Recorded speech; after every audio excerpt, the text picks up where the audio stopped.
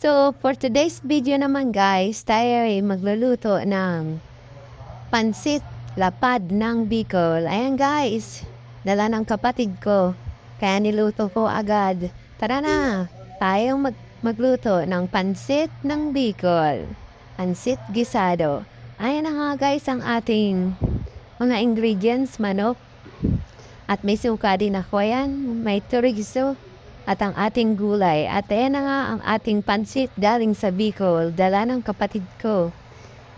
Ayan, para masampla natin, magluto na tayo. Nagisa nga lang ako ng bawang at sibuyas dyan. At pagkatapos, mekos-mekos natin yan, mga aromatics natin hanggang sa magluto na siya guys. Yan, mekos-mekos lang nung walang katapusang mekos at ilalagay na natin ang chorizo. Isa lang nilagay ko para mabango at malasa na ang atin. At ang nilagay ko dyan ay manok. Yung breast na manok. Tapos siniwa-hiwa ko siya ng maliliit. Pinakuluan ko lang muna palagayan guys ng manok para maluto na siya. Yan, tapos yung mga buto ay lagay ko pa rin dyan kasi nang dagdag panlasa din yan. At ayan, mekos-mekos lang natin, maglagay na tayo ng ating paminta. Yan. At pagkatapos, maglalagay na tayo ng toyo. Toyo nyo. Toyo nating lahat. At yan, naglagay na rin tayo ng water district.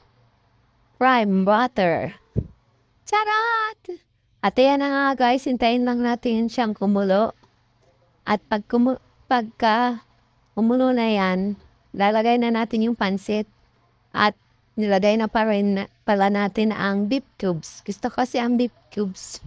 Kaya yun ang nilagay natin. Mas malasa. So ayan na nga guys, hintayin lang natin kumulo yan. Tapos ilalagay na natin ang ating gulay. Ayan, hintayin lang nating maluto ang ating gulay at ang ating pansit lapad. Pansit lapad ang tawag namin dyan sa Bicol. Ayan guys, ang sarap yan. Mga taga Bicol dyan, daka naman. Tara, malapit na tong maluto guys. O, tikman nyo.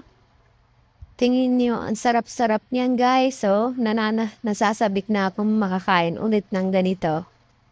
So, ayan na nga guys ang ating finish cooking ng pansit lapad, pansit bato, kahit anong tawag pa dyan, ng ating pansit Bicol.